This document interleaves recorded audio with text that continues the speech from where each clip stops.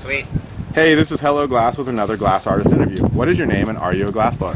Doshworld, and yes, I'm a glass blower. I've been blowing glass since 1997, and it is solely what I do. Do you consider yourself a master? I would say there's two different minds. There's a master-student mind. The student is a sponge, and the sponge mind is always ready to learn something new, to achieve something, to understand more about his experience. And the master closes himself off and says, like, I am a master. I own this. I know this. And I don't feel like in my whole life I could ever own or know anything completely. So I maintain a student mind through my entire existence. Your favorite style or type of glass to create with? I'm really inspired by light and fluid motion, so I look at the way that the light like reflects off the glass. I work with a lot of transparents and fuming colors. I wasn't so drawn to the cadmiums and the absolute opaque colors. I'm more moved by that mystery, the whimsical movement of fuming colors. I'm definitely more drawn to that. So light and fume. What state do you call home for your glass shop? I was raised in Idaho. I work in Seattle, and I've traveled across the country, but I still consider myself from Idaho. I actually still have Idaho plates in my car. That's homeland for me. I'm from the Northwest, near Canada, up in the mountains. That is my existence. Do you own or work under a glass brand or an art name? Doshworld. Doshworld.com, Doshworld Glass. That's primarily what I work under. I've worked with Nate Dizzle and Swissberg. I helped him out quite a bit.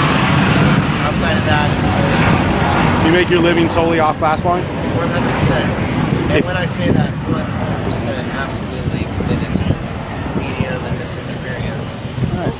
If you could blow glass with anyone living, who would that be? That list is so big and long. I almost, I could number off a series of masters that I feel like would really impact me, but I've met youth that have barely know anything about the medium, but their enthusiasm and draw to it is so the catalyst they're under, they don't have a box yet. Like a lot of us masters, if you want to call us, have a box that we work within, and if you meet someone that's like fresh and excited, like I remember those moments in my life, I was so thrilled to be behind the torch. I'd work 20 hours plus without food, very whatever, just like made time to do that. So I feel like there, anyone that's inspired to be behind the torch and work with the medium is someone I want to work with. What style or technique of glass is hardest for you? Boy, I'd say I'm drawn to traditional style and shaping, so very thin and very clean shapes, dynamic flames, creating a very sharp, elegant movement with the glass, creating a flow, getting a large body of glass hot, and then putting it into a shape all in one motion. I find that to be a very passionate connection with the medium, so I'm drawn to that for sure. And I find that to be, especially traditional glass, it's very technical. Name two people that taught or influenced your glass skills. Jason Lee, 100%, inspired me on such. He worked with me in my studio for a month straight and gave an incredible wealth of knowledge to me. Outside of Jason Lee, I would say I've had Brock and Eli had a big influence on me, but then I've networked with the whole collective. So there have been so many artists that have had a very strong impact on my work. Is there any style or technique in glass that you would or will learn in the future? Would or will learn?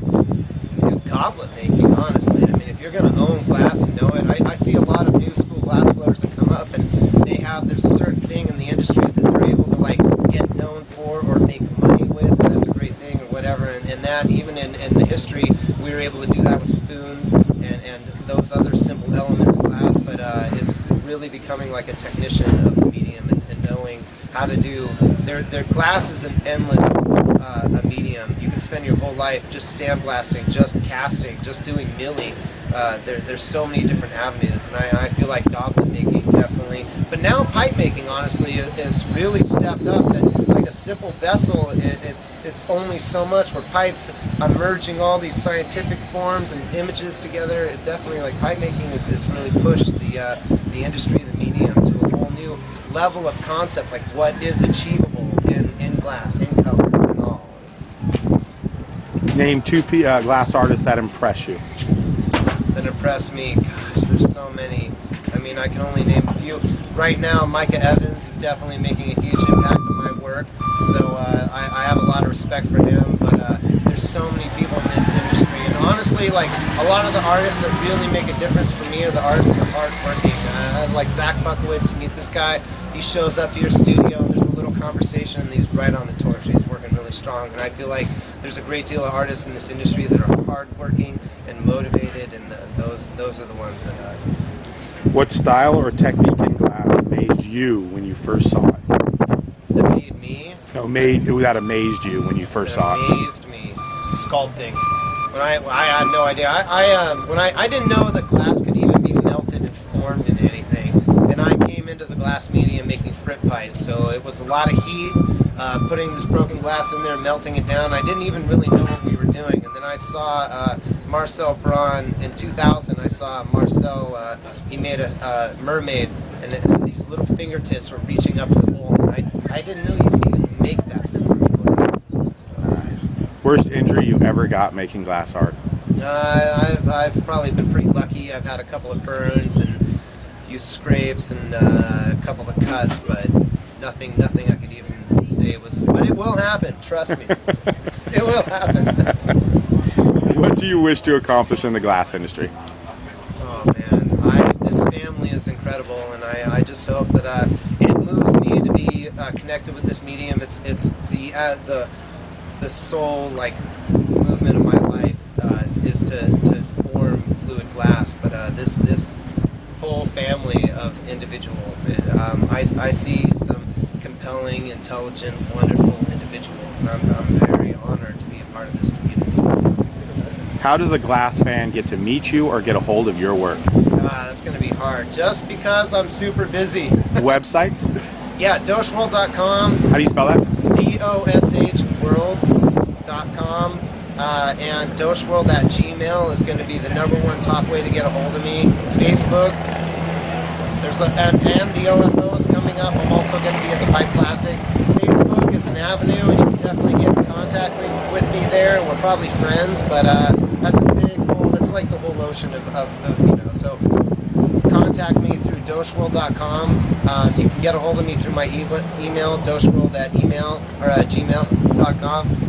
But really, if you go to my website and I know that you went to my website and contact me from that, chances are I'm going to be much more compelled to get in touch with you. You've got 3 minutes to tell the world whatever you want. Go for it.